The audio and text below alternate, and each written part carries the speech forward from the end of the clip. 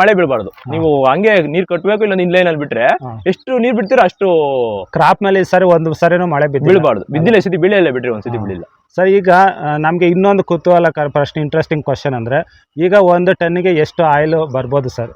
ಅದು ಅದೇ ಹೇಳಿಲ್ಲ, ನಾವು ಈಗ ಶಿವರಾತ್ರಿ ಆಸುಪಾಸು ಒಂದು ವಾರ ಇತ್ತು ಮಾಡ್ಕೊಂಡ್ರೆ 1 kg 100-200 ಗ್ರಾಮ್ ನೋಡ್ರಿ, ಇದು 3 ಲೈನ್ ಮಾಡಿರ್ತೀರಿ ಸರ್. ಇದ್ರಲ್ಲಿ ಈ ಡ್ರಮ್ಗಳಲ್ಲಿ ಬಾಯ್ಲರ್ಗಳಲ್ಲಿ ಅಲ್ವಾ ಅದ ಹೆಸರು, ಸ್ಟೀಮು ವಿತ್ ಆಯಿಲ್ ಎರಡೂ ಮಿಕ್ಸ್ ಆಗಿ ಮೇಲ್ಗಡೆ ಬಂದು ಈ ಪೈಪ್ ಮುಖಾಂತರ ಬಂದು ಇದ್ರಲ್ಲಿ ಕೂಲ್ ಆಗಿ ರೌಂಡ್ ಅರಿಕೆ ಮಾಡಿರೋ ನೋಡಿ. ಕೂಲ್ ಆಗ್ಬೇಕಲ್ಲ, ಒಂದೇ ಲೈನ್ ಆಗ್ಬಿಟ್ರೆ ಕೂಲ್ ಆಗಲ್ಲ, ಅದಕ್ಕೋಸ್ಕರ 3 ಲೈನ್. ಸರ್ ಬಿಸಿ ನೀರ್ ಏನ್ ಸರ್ ಇಲ್ಲಿಗೇನೆ ನಿಂತ್ಕೊಳಕ್ ಆಗ್ತಲ್ಲ, ಅಷ್ಟು ರೇಂಜ್ಗೆ ಬಿಸಿ ಇದೆ ಇದು ಪದೇ ಸ್ಟೀಮ್ ಬರುತ್ತಲ್ಲ, ಸ್ಟೀಮ್ ಹೆವಿ ಬಿಸಿ ಆಗಿರ್ತದೆ.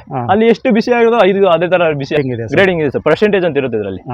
ಈ ವರ್ಷದಲ್ಲಿ 53-54 ಗಂಟೆ ಬಂದಿದೆ, ಒಳ್ಳೆ ರಿಸಲ್ಟ್. ಅದು ಒಳ್ಳೆ ರಿಸಲ್ಟ್. ಅದು ಆ ರಿಸಲ್ಟ್ ಬರ್ಬೇಕಂದ್ರೆ ಈ ಒಂದು 2-3 ವರ್ಷದಿಂದ ಬಂದಿರಲಿಲ್ಲ, ಈ ವರ್ಷದಲ್ಲಿ ಅಂತ ರಿಸಲ್ಟ್ ಬಂದಿದೆ. ಕಾರಣ ಏನ್ ಸರ್? ಅದು ಕಾರಣ ಈ ಸತಿ ಸ್ವಲ್ಪ ಮಳೆ ಕಡಿಮೆ, ಈ ಲಾಸ್ಟ್ ಅಲ್ಲಿ ಮಳೆ ಸಿಕ್ಕಾಪಟ್ಟೆ ಕಡಿಮೆ ಆಗ್ಬಿಡ್ತಲ್ಲ, ದವಣದ ಮೇಲೆ ಮಳೆನೇ ಬೀಳಿಲ್ಲ, ಆದ್ರಿಂದ ಪರ್ಸೆಂಟೇಜ್ ಬರುತ್ತೆ. ಈ ದವಣಕ್ಕೆ ಯಾವತ್ತಿದ್ರು ಮಳೆ ಬೀಳಬಾರ್ದು. ನೀವು ಹಂಗೆ ನೀರ್ ಕಟ್ಟಬೇಕು, ಇಲ್ಲ ಇನ್ಲೈನ್ ಅಲ್ಲಿ ಬಿಟ್ರೆ ಎಷ್ಟು ನೀರ್ ಬಿಡ್ತೀರಾ ಅಷ್ಟು ಕ್ರಾಪ್ ಮೇಲೆ ಸರಿ ಒಂದು ಸರಿನೂ ಮಳೆ ಬೀಳಬಾರ್ದು. ಬಿದ್ದಿಲ್ಲ ಸತಿ ಬೀಳಿಲ್ಲ, ಬಿಟ್ರೆ ಒಂದ್ಸತಿ ಬೀಳಿಲ್ಲ. ಸರ್ ಈಗ ನಮ್ಗೆ ಇನ್ನೊಂದು ಕುತೂಹಲಕರ ಪ್ರಶ್ನೆ, ಇಂಟ್ರೆಸ್ಟಿಂಗ್ ಕ್ವಶನ್ ಅಂದ್ರೆ, ಈಗ ಒಂದು ಟನ್ನಿಗೆ ಎಷ್ಟು ಆಯಿಲ್ ಬರ್ಬೋದು ಸರ್? ಅದು ಅದೇ ಹೇಳಿಲ್ಲ, ನಾವು ಈಗ ಶಿವರಾತ್ರಿ ಇದ್ರಲ್ಲೂ ಅಪ್ ಅಂಡ್ ಡೌನ್ ಆಗುತ್ತೆ. ಈ ವರ್ಷದಲ್ಲಿ ಒಂದು 40K ಗಂಟೆ ಹಿಡಿದೆ, 53-54% ಆಯಿಲ್ ಅಷ್ಟು ಗಂಟೆ ಇದೆ. ಲಾಸ್ಟ್ ವರ್ಷ 30 ಇತ್ತು, ಅದಕ್ಕೂ ಲಾಸ್ಟ್ ವರ್ಷ ಫುಲ್ ಡೌನ್ 2022 ಇತ್ತು. ಕಾರಣ ಏನ್ ಸರ್ ಅಷ್ಟೊಂದು ಡೌನ್? ಅಂದ್ರೆ ಸಿಕ್ಕಾಪಟ್ಟೆ ಬೆಳೆದ್ಬಿಟ್ಟಿದ್ರು. ಆ ರೀತಿ ಇದ್ರಲ್ಲೂ ಪ್ರೊಡಕ್ಷನ್ ಜಾಸ್ತಿ ಆದ್ರೆ ವ್ಯಾಲ್ಯೂ ಕಡಿಮೆ ಆಗಿದೆ, ಅದೇ ತರ. ಸರ್ ನಿಮ್ಗೆ ನಮಸ್ಕಾರ. ನಮ್ಮ ವೀಕ್ಷಕರಿಗೆಲ್ಲ ಈಗ ನಮ್ಮ ಚಾನಲ್ ಅಲ್ಲಿ ಸ್ಟಾರ್ಟಿಂಗ್ ಅಲ್ಲಿ ಒಂದು 10,000 ಜನ ಫಾಲೋವರ್ಸ್ ಒಳಗಡೆ ಇರೋರಿಗೆ ಗೊತ್ತಿರುತ್ತೆ, ದಾವಣ ಕೃಷಿ ಬಗ್ಗೆ ಸುಮಾರು ವಿಡಿಯೋಸ್ ಹಾಕಿದ್ದೆ. ಆದ್ರೆ ದಾವಣ ಎಲ್ಲಿಗೆ ಹೋಗುತ್ತೆ, ಏನಾಗುತ್ತೆ, ಮತ್ತೆ ಅದ್ರ ಆಯಿಲ್ ತೆಗಿತಾರೆ, ಮತ್ತೆ ಪರ್ಫ್ಯೂಮ್ ಯೂಸ್ ಮಾಡ್ತಾರೆ ಅಂತ ಹೇಳಿದ್ದೆ. ಆದ್ರೆ ದಾವಣ ತಗೊಂಡ್ಬಂದು ಏನ್ ಮಾಡ್ತಾರೆ, ಆಯಿಲ್ ಹೆಂಗ್ ತೆಗಿತಾರೆ ಅನ್ನೋದಕ್ಕೆ ಇವತ್ತು ವಿಡಿಯೋ ಸಾಕ್ಷಿ ಅಂತಾನೆ ಹೇಳ್ಬೋದು. ಇವತ್ತು ನೋಡ್ಬೋದು ದಾವಣ ನೋಡಿ ಎಷ್ಟು ಚೆನ್ನಾಗಿದೆ ಅಂತ, ಫ್ಲವರ್ ಬಂದಿದೆ, ಆಲ್ಮೋಸ್ಟ್ ಏನು ಹಾರ್ವೆಸ್ಟ್ಗೆ ಬಂದ್ಬಿಟ್ಟಿದೆ. ಈ ದಾವಣ ನೇರವಾಗಿ ತಗೊಂಡೋಗಿ ಆಯಿಲ್ ಇದ್ರಲ್ಲಿ ಯಾವ ರೀತಿ ಹೊರಗಡೆ ತೆಗಿತಾರೆ ಅಂದ ಪ್ರೊಸೀಜರ್ ಏನು, ಅದನ್ನೆಲ್ಲ ನೀವು ವಿಡಿಯೋದಲ್ಲಿ ನೋಡ್ಬೋದು ಕೊನೆ ತನಕ. ಹಾಗೆ ಈ ವಿಡಿಯೋ ನಿಮ್ಗೆ ಇಷ್ಟ ಆದ್ರೆ ಲೈಕ್ ಮಾಡಿ, ಶೇರ್ ಮಾಡಿ, ಫಾಲೋ ಮಾಡಿ ಅಂತ ಹೇಳ್ತಾ ಮುಂದಿನ ವಿಡಿಯೋ ಹೋಗೋಣ ಬನ್ನಿ. ಅನಿಲ್ ಕುಮಾರ್ ಅಂತ, ನಮ್ದು ದೇವರಹಳ್ಳಿ ತಾಗ ಸಾವಕನಹಳ್ಳಿ ಇಲ್ಲೇ ಇರೋ ನಾವು. ಇಲ್ಲ ಹೈವೇ ಪಕ್ಕದಲ್ಲೇ ಇದೆ, ಹೈವೇ ಪಕ್ಕದಲ್ಲಿ ಇದೆ ನಮ್ದು ಆಯಿಲ್ ಫ್ಯಾಕ್ಟ್ರಿ ಇದೆ ಇಲ್ಲಿ ಸರ್. ಆಮೇಲೆ ಇನ್ನೊಂದು, ಈಗ ನಾನು ಸುಮಾರು ನಮ್ಮ ಚಾನಲ್ ಅಲ್ಲಿ ದಾವಣಗಳ ಬಗ್ಗೆ ವಿಡಿಯೋ ಮಾಡಿದ್ದೀನಿ. ಆ ಕೃಷಿ ಯಾವ ತರ ಮಾಡ್ತಾರೆ, ಮತ್ತೆ ಅವ್ರು ಯಾರೋ ಕೊಡ್ತಾರಂತೆ, ಬೈಯರ್ಸ್ ಕೊಡ್ತಾರಂತೆ, ಬೈಬ್ಯಾಕ್ ಗ್ಯಾರಂಟಿ ಇದೆ ಅಂತೆಲ್ಲ ಹೇಳ್ತಾ ಇದ್ರು. ಇದರಲ್ಲಿ ಹೇಳಿ ಸರ್, ಈಗ ನೆಕ್ಸ್ಟ್ ಇಲ್ಲಿಗೆ ಫಾರ್ಮರ್ ತೋಟದಿಂದ ಇದು ಇಲ್ಲಿಗೆ ಬಂದಿದೆ, ಇಲ್ಲಿಂದ ಆಚೆ ಇದನ್ನ ಆಯಿಲ್ ತೆಗಿಬೇಕಂದ್ರೆ ಏನ್ ಪ್ರೊಸೀಜರ್ ಅಂತ ಹೇಳ್ಕೊಡ್ತೀರಾ ಸರ್? ಸರ್ ಫಸ್ಟೇ ನಾವು ರೈತರಲ್ಲಿ ಮಾತಾಡ್ಕೊಂಡಿದ್ದೀರಿ, ಟನ್ ಏನ್ ರೇಟ್ ಅಂತ ಒಂದು 15,000 16,000 ಟನ್ಗೆ ಅಂತ ಮಾತಾಡ್ಕೊಂಡಿರ್ತೀವಿ. ನಾವೇ ನಾರು ಕೊಟ್ಟಿರ್ತೀರಿ, ಅವ್ರ ಬೆಳೆಯೋದು ಖರ್ಚೆಲ್ಲ ಅವ್ರದೇ ಇರುತ್ತೆ. ಟನ್ಗೆ 15,000-16,000 ಕೊಟ್ಟಿರ್ತೀರಿ. ಅವರು ನಾವೇನು ಕೊಟ್ಟಿರ್ತೀರೋ ಅವರು ಟನ್ನೇಜ್ ಬೆಳ್ಕೊಡ್ತಾರೆ. ಅದ್ರ ಅವತ್ತೇ ನಾವು ಕಾಸು ಕೊಟ್ಬಿಟ್ಟು ತಗೊಂಡ್ಬಿಟ್ಟು 2 ದಿನ ಒಣಗಾಕ್ತಿರ್ಲಿ. ಒಂದ್ ಟೈಮ್ ಮಾಮೂಲಿ ಒಣಗಾಕ್ಬಿಟ್ಟು ಒಂದಿನ ಆದ್ಮೇಲೆ ತಿರ್ಗಾ ಪಲ್ಟಿ ಹಾಕ್ಬೇಕು. ಅದ್ ಹಾಕಿದ್ದಾದ್ಮೇಲೆ 2 ದಿನ ಆಗುತ್ತಲ್ಲ, ತಿರ್ಗಿ ಲೋಡ್ ಮಾಡ್ಕೊಂಡು ಹೋಗಿ ಮಾಮೂಲಿ ಅದ್ರೊಳಗೆ ಬಾಯ್ಲರ್ ಅಂತ ಇರುತ್ತೆ, ಚೆನ್ನಾಗಿ ಡ್ರೈ ಮಾಡಿರೋದು. ಚೆನ್ನಾಗಿ ಬಿಸಿಲು ಬಿದ್ರೆ ಅದು ಎಣ್ಣೆ ಬರೋದು, ಇಲ್ಲಾಂದ್ರೆ ಬರೋದಿಲ್ಲ. ಇಲ್ಲಿ ಚೆನ್ನಾಗಿ ಡ್ರೈ ಮಾಡಿದಾರೆ ಸರ್. ಇಲ್ಲಿಗೆ ಬರ್ಬೇಕಾದ್ರೆ ಇದು ಯಾವ ತರ ಆಗಿರ್ಬೇಕು ಸರ್? ಎಷ್ಟು ವಯಸ್ಸಾಗಿರ್ಬೇಕು ಇದಕ್ಕೆ ಬೆಳೆ? ಇದು ನಾರು ಒಂದು 20 ದಿನ 1 ತಿಂಗಳು ನಾರಲ್ಲಿ ಕೊಡ್ತಾರೆ ಅವ್ರಿಗೆ, ರೈತರಿಗೆ. ಅವರು ಒಂದು 2-2.5 ತಿಂಗಳ ಗಂಟ ಬೆಳೀತಾರೆ. ಅವರು ಎಷ್ಟು ಒಂದು ಎಕರೆಗೆ ಕಡಿಮೆ ಅಂದ್ರೆ 10ರಿಂದ 15 ಟನ್ ಬೆಳಿಬಹುದು. 15 ಟನ್ ಬೆಳಿಬಹುದು. ಅವರು ಬೆಳೆದ ಮೇಲೆ ಹೋಗುತ್ತೆ, ನೀರು ಸಿಕ್ಕಾಪಟ್ಟೆ ಕೊಡ್ಬೇಕು. ನೀರು ಕಟ್ಟೋ ನೀರೇ ಆಗುತ್ತೆ, ಇಲ್ಲಾಂದ್ರೆ ಇನ್ಲೈನ್ ಬರುತ್ತಲ್ಲ ಆ ತರ ನೀರ್ ಆಗುತ್ತೆ. ಇದು ಸ್ಪ್ರಿಂಕ್ಲರ್ ನೀರು ವರ್ಕೌಟ್ ಆಗಲ್ಲ. ಸ್ಪ್ರಿಂಕ್ಲರ್ ಮೇಲೆ ಬಿದ್ರೆ ಎಣ್ಣೆನೂ ಬರಲ್ಲ. ಅದು ಅಂದ್ರೆ ಗಿಡದ ಮೇಲೆ ಮಳೆ ಬೀಳ್ಬಾರ್ದು, ಮಳೆನೂ ಬೀಳ್ಬಾರ್ದಲ್ವ ಸರ್? ಆದ್ರಿಂದಾನೇ ಇದು ಬೇಸಿಗೆ ಟೈಮಲ್ಲಿ ಬೆಳೆಯೋದು, ಸೀಸನಲ್ ಬೆಳೆಯೋದಕ್ಕೆ ಈ ರೇಟ್ ಇರೋದು. ಅದೇ ನಾವು ಚಳಿಗಾಲದಲ್ಲಿ ನಾಟಿ ಮಾಡಿ ಬೇಸಿಗೆಯಲ್ಲಿ ಕ್ರಾಪ್ ಬರ್ಬೋದು. ಹೌದು. ನೆಕ್ಸ್ಟ್ ಸರ್ ಇದನ್ನ ಎಲ್ಲಿಗೆ ತಗೊಂಡ್ಬಂದು ಎಲ್ಲ ಆಗ್ತದೆ ಸರ್? ನೋಡಿ ಅಲ್ಲಿ ಒಣಗಿಸಿದ ಆದ್ಮೇಲೆ ಇದು 3 ಬಾಯ್ಲರ್ ಇದೆ, ಒಂದೊಂದ್ರಲ್ಲಿ 2 ಟನ್ ಇಡ್ಸುತ್ತೆ. 2 ಟನ್ ಇಡ್ಸುತ್ತೆ ಸರ್. ಡೀಪ್ ಎಷ್ಟಿದೆ ಸರ್ ಇದು? ಡೀಪ್ 8 ಫೀಟ್ 9 ಫೀಟ್ ಗಂಟೆ ಬರುತ್ತೆ. ಅಲ್ಲಿ ಒಳಗೆ ಹಾಕ್ಬಿಟ್ಟು ಫುಲ್ ಲೇಬರ್ಸ್ ಎಲ್ಲ ಎತ್ಕೊಂಡು ತುಳಿತೀರಿ. ತುಳಿದ್ಬಿಟ್ಟು ಸ್ಟೀಮ್ ಇರುತ್ತೆ ನೋಡ್ರಿ, ಅದು ಬಾಯ್ಲರ್ ಅಂತ. ಅದ್ರಲ್ಲಿ ಬನ್ನಿ ನೋಡ್ತೀನಿ, ಸೌದೆ ಉರಿತಾ ಇರ್ಬೇಕು, ರೆಡಿ ಮಾಡೋದಕ್ಕೆ ಅಷ್ಟೇ ರೆಡಿ ಮಾಡಬೇಕು. ಅದರಲ್ಲಿ ಮೇಲೆ ಸ್ವಲ್ಪ ನೀರು ಇದೆ, ಸ್ಟೀಮ್ ಅದೇ ರೆಡಿ ಮಾಡ್ಕೊಳೋದಕ್ಕೆ. ಬರೀ ನೋಡ್ತೀನಿ ಬೇರೆ.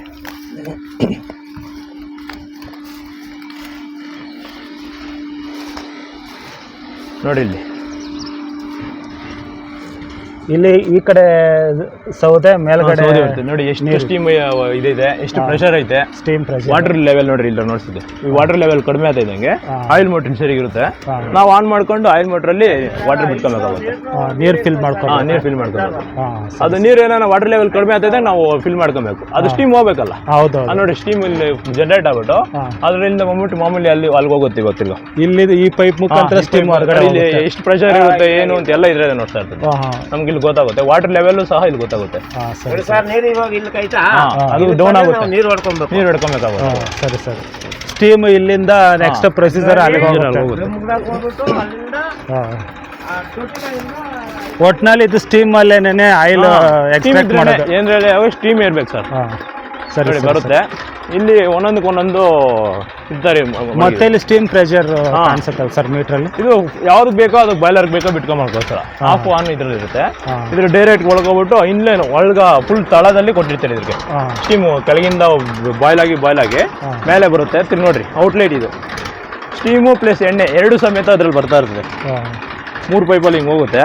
ಇದು ಟ್ಯಾಂಕ್ ಯಾಕೆ ಕೊಟ್ಟಿದ್ರೆ ಅಂದ್ರೆ ಸ್ಟೀಮ್ ಇರ್ತದಲ್ಲ, ಅದು ಸಿಕ್ಕಾಪಟ್ಟೆ ಬಿಸಿ ಇರ್ತದೆ.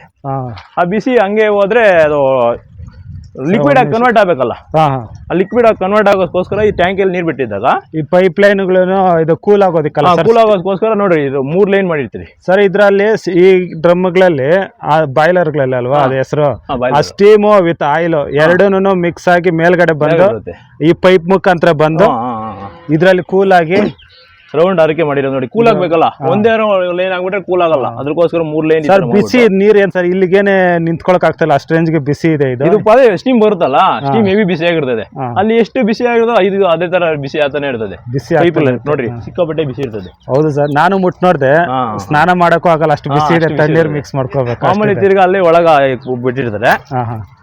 ಅದು ಬನ್ನಿ ನೋಡ್ತೀನಿ ಬನ್ನಿ. ಅದೇ ಈಗ ಅಲ್ಲಿ ಸರ್ ಈಗ ನಿಮ್ಗೆ ಆಯಿಲ್ ವಿತ್ ನೀರು ಎರಡು ಮಿಕ್ಸ್ ಆಗಿ ಸ್ಟೀಮಲ್ಲಿ ಹೋಗುತ್ತಲ್ವಾ? ಸ್ಟೀಮಲ್ಲಿ ಹೋಗುತ್ತೆ. ಅದನ್ನ ಎಕ್ಸ್ಟ್ರಾಕ್ಟ್ ಮಾಡೋದು ಯಾವ ರೀತಿ ಸರ್? ಅದು ನಾವು ವೀಕ್ಷಕರು ನೋಡ್ಬೋದು, ಇಲ್ಲಿ ಕೀ ಹಾಕ್ಬಿಟ್ಟಿದ್ದಾರೆ ಸದ್ಯಕ್ಕೆ. ಯಾಕೆಂದ್ರೆ ಇದು ಸೇಫ್ಟಿನೂ ಅಷ್ಟೇ ಇಂಪಾರ್ಟೆಂಟ್ ಅಂತಾನೆ ಹೇಳ್ಬೋದು ಅಲ್ವಾ ಸರ್? ಹೌದು, ಸೇಫ್ಟಿ ಇಂಪಾರ್ಟೆಂಟ್. ನೋಡಿ ಅದು ಒಂದೊಂದು ಬಾಯ್ಲರ್ ಇಂದ ಒಂದೊಂದ್ ತರ 3 ಬೆಲೆ ಹಾಕಿದ್ದಾರೆ. ಅದ್ರಲ್ಲಿ ಎಣ್ಣೆ ಬರ್ತದೆ ನೋಡ್ರಿ, ಅದು ಕಸ ಸೋಸೋದಕ್ಕೋಸ್ಕರ ಚೋಚೋದು ಇಕ್ಕಿದ್ದಾರೆ. ಫಿಲ್ಟರ್ ಇಕ್ಕಿದ್ದಾರೆ. ಆಮೇಲೆ 3 ಇಕ್ಕಿದ್ದಾರೆ. ಅದು ಮೇಲೆ ಪೈಪ್ ಇಕ್ಕಿದ್ದಾರೆ. ಎಣ್ಣೆ ಬಂದು ಒಂದು ಸೈಡ್ಗೆ ಹೋಗ್ತದೆ, ನೀರೆಲ್ಲ ಕೆಳಗಿರ್ತದೆ. ಡೆನ್ಸಿಟಿ ಬೇರೆ ಬೇರೆ ಇರುತ್ತಲ್ಲ, ಎಣ್ಣೆ ಮೇಲೆ ಬರುತ್ತೆ, ನೀರು ಕೆಳಗೆ ಹೋಗುತ್ತೆ. ಅದ್ರಲ್ಲಿ ನಾವು ಎಣ್ಣೆ ಮಾತ್ರ ಎತ್ಕೊಂಡು ಇದ್ ಮಾಡ್ಕೊಂಡಾಗ ಒಂದೊಂದು ಎಣ್ಣೆ ಒಂದೊಂದ್ ತರ ಇರ್ತದೆ. ಒಬ್ಬೊಬ್ರು ರೈತರು ಚೆನ್ನಾಗಿ ಬೆಳೆದಿರ್ತಾರೆ, ಅವರು ಯೂರಿಯಾ ಕೊಟ್ಟಿರ್ತಾರೆ, ಇದು ಬರಲ್ಲ, ಪರ್ಸೆಂಟೇಜ್ ಬರಲ್ಲ.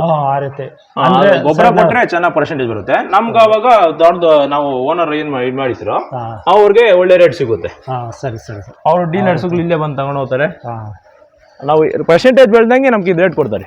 ಸರ್ ಕ್ವಾಲಿಟಿ ಎಲ್ಲ ನಿಮ್ಗೆ ಯಾವ ತರ ಚೆಕ್ ಮಾಡ್ತಾರೆ ಸರ್? ಅದ್ರಲ್ಲಿ ಇವಾಗ ನಾವು ಹಾಲು ತಯಾರು ಮಾಡ್ತೀವಿ, ಅಂದ್ರೆ ಸೀಮೆಸಲ್ಲಿ ಹಾಲು ಕರಿತೀವಿ, ಅಲ್ಲಿ ಫ್ಯಾಟ್ ಎಲ್ಲ ಚೆಕ್ ಮಾಡಿ ಅದರ ರೇಟ್ ಫಿಕ್ಸ್ ಮಾಡ್ತಾರಲ್ವಾ? ಇದ್ರಲ್ಲೂ ನಿಮ್ಗೆ ಯಾವ ತರ ರೇಟ್ ಫಿಕ್ಸ್ ಮಾಡೋದಕ್ಕೆ ಏನು ಗ್ರೇಡಿಂಗ್ ಇದೆ? ಗ್ರೇಡಿಂಗ್ ಇದೆ ಸರ್, ಪರ್ಸೆಂಟೇಜ್ ಅಂತ ಇರುತ್ತೆ ಇದರಲ್ಲಿ. ಈ ವರ್ಷದಲ್ಲಿ 53-54 ಗಂಟೆ ಬಂದಿದೆ. ಒಳ್ಳೆ ರಿಸಲ್ಟ್. ಅದು ಒಳ್ಳೆ ರಿಸಲ್ಟ್. ಅದು ಆ ರಿಸಲ್ಟ್ ಬರ್ಬೇಕಂದ್ರೆ ಈ ಒಂದು 2-3 ವರ್ಷದಿಂದ ಬಂದಿರಲಿಲ್ಲ. ಈ ವರ್ಷದಲ್ಲಿ ಅಂತ ರಿಸಲ್ಟ್ ಬಂದಿದೆ. ಕಾರಣ ಏನ್ ಸರ್ ಅದು? ಕಾರಣ ಈ ಸತಿ ಸ್ವಲ್ಪ ಮಳೆ ಕಡಿಮೆ. ಈ ಲಾಸ್ಟ್ ಅಲ್ಲಿ ಮಳೆ ಸಿಕ್ಕಾಪಟ್ಟೆ ಕಡಿಮೆ ಆಗ್ಬಿಡ್ತಲ್ಲ, ದವಣದ ಮೇಲೆ ಮಳೆನೇ ಬೀಳಿಲ್ಲ, ಆದ್ರಿಂದ ಪರ್ಸೆಂಟೇಜ್ ಬರುತ್ತೆ. ಈ ದವಣಕ್ಕೆ ಯಾವತ್ತಿದ್ರು ಮಳೆ ಬೀಳಬಾರ್ದು. ನೀವು ಹಂಗೆ ನೀರ್ ಕಟ್ಟಬೇಕು, ಇಲ್ಲ ಇನ್ಲೈನ್ ಅಲ್ಲಿ ಬಿಟ್ರೆ ಎಷ್ಟು ನೀರ್ ಬಿಡ್ತೀರೋ ಅಷ್ಟು ಕ್ರಾಪ್ ಮೇಲೆ. ಸರಿ, ಒಂದು ಸರಿನೂ ಮಳೆ ಬೀಳಬಾರ್ದು. ಬಿದ್ದಿಲ್ಲ, ಈ ಸತಿ ಬೀಳಿಲ್ಲ, ಬಿಟ್ರಿ ಒಂದ್ಸತಿ ಬೀಳಿಲ್ಲ. ಸರ್ ಈಗ ನಮ್ಗೆ ಇನ್ನೊಂದು ಕುತೂಹಲಕರ ಪ್ರಶ್ನೆ, ಇಂಟ್ರೆಸ್ಟಿಂಗ್ ಕ್ವಶನ್ ಅಂದ್ರೆ, ಈಗ 1 ಟನ್ಗೆ ಎಷ್ಟು ಆಯಿಲ್ ಬರ್ಬೋದು ಸರ್? ಅದು ಅದೇ ಹೇಳಿಲ್ಲ, ನಾವು ಇವಾಗ ಶಿವರಾತ್ರಿ ಆಸುಪಾಸು ಒಂದು ವಾರ ಇತ್ತು ಮಾಡ್ಕೊಂಡ್ರೆ 1 kg 100-200 ಗ್ರಾಮ್ ಗಂಟ ಬೆಳಿಬೋದು. 1 ಟನ್ಗೆ. ಈ ಯುಗಾದಿ ಹತ್ರ ಹೋಗ್ತಾ ಇದ್ದಂಗೆ ಒಂದು 800 ಗ್ರಾಮ್ 700 ಗ್ರಾಮ್ ಗಂಟ ಬಂದ್ಬಿಡುತ್ತೆ. ಬಿಸಿ ಆಗ್ತಾ ಇದ್ದಂಗೆ ಅದು ಎವಾಪರೇಟ್ ಆಗ್ಬಿಡ್ತದೆ. ಆಮೇಲೆ ಎಲ್ಲದ್ರಲ್ಲೂ ಸರ್ ಬೆಸ್ಟ್ ಕ್ವಾಲಿಟಿಗೆ ಬೆಸ್ಟ್ ಪ್ರೈಸ್ ಅಂತ ಇರುತ್ತೆ. ಇದ್ರಲ್ಲಿ ಸರ್ ಬೆಸ್ಟ್ ಆಯಿಲ್, ಒಳ್ಳೆ ಗ್ರೇಡ್ ಆಯಿಲ್ ಅಂದ್ರೆ ಎಷ್ಟುವರೆಗೂ ಮಾರ್ಕೆಟಿಂಗ್ ಸಿಗುತ್ತೆ ಸರ್? ಈ ವರ್ಷ ಅಂದ್ರೆ ಒಂದೊಂದು ವರ್ಷದ ಒಂಥರ ಅಪ್ ಅಂಡ್ ಡೌನ್. ಇದ್ರಲ್ಲೂ ಅಪ್ ಅಂಡ್ ಡೌನ್ ಆಗುತ್ತೆ. ಈ ವರ್ಷದಲ್ಲಿ ಒಂದು 40K ಗಂಟೆ ಹಿಡಿದೆ. 53-54% ಆಯಿಲ್ ಅಷ್ಟು ಗಂಟೆ ಇದೆ. ಲಾಸ್ಟ್ ವರ್ಷ 30 ಇತ್ತು, ಅದಕ್ಕೂ ಲಾಸ್ಟ್ ವರ್ಷ ಫುಲ್ ಡೌನ್ 2022 ಇತ್ತು. ಕಾರಣ ಏನ್ ಸರ್ ಅಷ್ಟೊಂದು ಡೌನ್? ಅಂದ್ರೆ ಸಿಕ್ಕಾಪಟ್ಟೆ ಬೆಳೆದ್ಬಿಟ್ಟಿದ್ರು. ಆ ರೀತಿ. ಇದ್ರಲ್ಲೂ ಪ್ರೊಡಕ್ಷನ್ ಜಾಸ್ತಿ ಆದ್ರೆ ವ್ಯಾಲ್ಯೂ ಕಡಿಮೆ ಆಗುತ್ತೆ. ಅದೇ ತರ ಸರ್ ನಿಮ್ಗೆ ಈಗ ಸಾವಯವ ಲಾಭ ಮಾತ್ರ ಅಲ್ಲ, ಲಾಭಕ್ಕೆ ತಕ್ಕ ಖರ್ಚು ಇದ್ದೇ ಇರುತ್ತೆ. ಸರ್ 1 ಟನ್ ಅಥವಾ 1 ಲೀಟರ್ ಆಯಿಲ್ ತೆಗಿಬೇಕಾದ್ರೆ ನಿಮಗೆ ಅಂದಾಜು ಎಷ್ಟು ಖರ್ಚು ಬರ್ಬೋದು ಸರ್? ಸೌದೆ ಲೇಬರು ಎಲ್ಲ ನೋಡಿದ್ವಿ, ಮತ್ತೆ ಇದು ಕಾಸ್ಟ್ ಎಲ್ಲ ಇದ್ದೇ ಇರುತ್ತೆ. ಇವಾಗ ನೋಡಿ 16,000 ರೈತರಿಗೆ ಕೊಡ್ತೀವಿ ನಾವು 1 ಟನ್ಗೆ. ಅದ್ರ ಮೇಲೆ ಬಾಡಿಗೆ ಅಲ್ಲಿಂದ ಇಲ್ಲಿ ಟ್ಯಾಕ್ಟ್ರಿ ಹಾಕೊಂಬರೋ ನಮ್ದೇ, ಅವರು ಕೊಯ್ದಕ್ಕೆ ಹಾಕೋದೆಲ್ಲ ಟ್ಯಾಕ್ಟ್ರಿ ಅವ್ರಿಗೆ, ಟ್ರಾನ್ಸ್ಪೋರ್ಟ್ ನಮ್ದೇ ಇರ್ತದೆ. ಆಮೇಲೆ ಇಲ್ಲಿ 1 ಟನ್ ಸೌದೆ ಬಂದು 5,000 to 6,000. ಹೌದು, 1 ಟನ್ ಸೌದೆ ಸಿಕ್ಕಾಪಟ್ಟೆ ಬರ್ತದೆ ನಮ್ಗೆ. ಇದಕ್ಕಿನ್ ಬಂಡವಾಳ 25 to 28 ಲಕ್ಷ ಬಂದಿದೆ. ಏನು ಬಾಯ್ಲರ್ ಕೂಡಿಗೆ ಸೆಟಪ್ಗೆ ಅದು 3 ಲಕ್ಷ. ಈ ಟ್ಯಾಂಕಿಗೆ 2 ಲಕ್ಷ ಬಿದ್ದಿದೆ. ಇವು ಎಲ್ಲ ಈ ಕ್ರೈನ್ ಇದೆ ನೋಡಿ, ಆ ಕ್ರೈನ್ ಮೊದ್ಲಾದ್ರೆ ಇದ್ರಲ್ಲೇ ತೆಗಿತಾ ಇದ್ರು, ಹ್ಯಾಂಡಲ್ಲೇ ತೆಗಿತಾ ಇದ್ರು. ಇದ್ರಲ್ಲಿ ಈ ತರ ಮಾಡ್ಬೇಕಾಯ್ತು, ಬಿಸಿ ಇದ್ದು ಸಿಕ್ಕಾಪಟ್ಟೆ ಆತರಿಲ್ಲ. ಇವಾಗಾದ್ರೆ ಕ್ರೈನ್ ಇದೆ, ಈಸಿಯಾಗಿ ತೆಗಿಬಹುದು.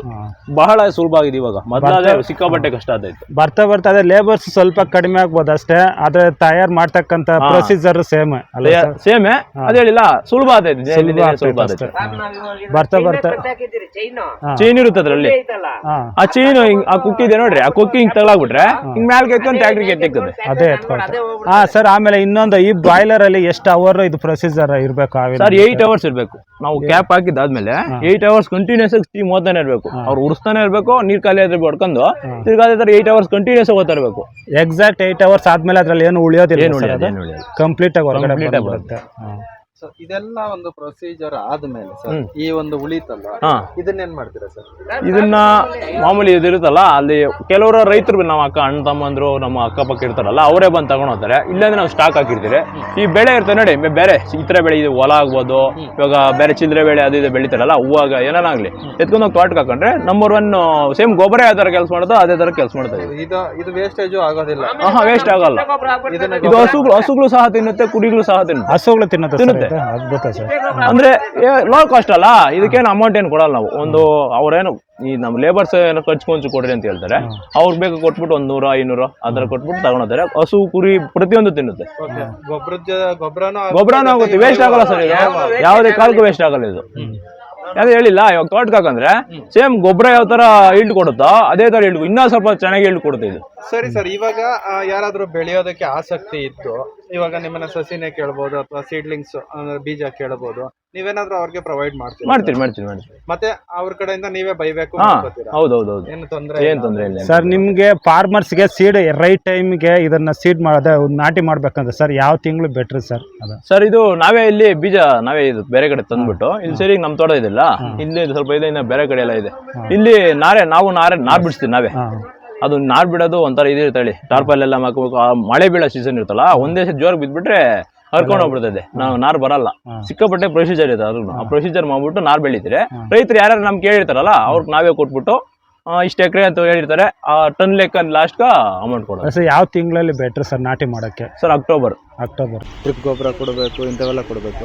ಈ ಬೆಳೆ ತಗೊಂಡಾಗ ಗೊಬ್ಬರದ ವಿಚಾರ ಬಂದ್ರೆ ನಾಟಿ ಗೊಬ್ಬರ ಸಾಕು, ಬೇರೆ ಯಾವ್ದೇ ರೀತಿಯಾದ ಕೆಮಿಕಲ್ ಸ್ವಲ್ಪ ಕೊಟ್ಕೊಂಡ್ರೆ ಅದೇ ಹೇಳಿಲ್ಲ, ಇಳುವರಿ ಬೇಕಾದ್ರೆ ಕೊಡ್ಬೇಕಾಗುತ್ತೆ. ಇಂಡಿ ಕೊಟ್ರೆ ಇದು ಆರ್ಗ್ಯಾನಿಕ್ ಬಿಡಿ, ಇಂಡಿ ಅಂತ ತೊಂದ್ರೆ ಔಷಧಿನ ಅಷ್ಟೇ. ಎರಡು ಸತಿ ಹೊಡ್ಕೊಂಡ್ರೆ 2 ಸಲ ರೋಗ ಬರೋದು ಸರ್ ಇದಕ್ಕೆ? ಇಲ್ಲ ನೀವು ಕೆಲವರು ರೋಗ ಅಂದ್ರೆ ಈ ಪರ್ಸೆಂಟೇಜ್ ಇರುತ್ತೆ ನೋಡಿ, ಇವಾಗ ಹೇಳಿದ ನಾನು ಅವಾಗ ಔಷಧಿ ಹೊಡೆದ್ರೆ ಒಂದ್ ಸ್ವಲ್ಪ ಪರ್ಸೆಂಟೇಜ್ ಡೌನ್ ಆಗ್ತದೆ.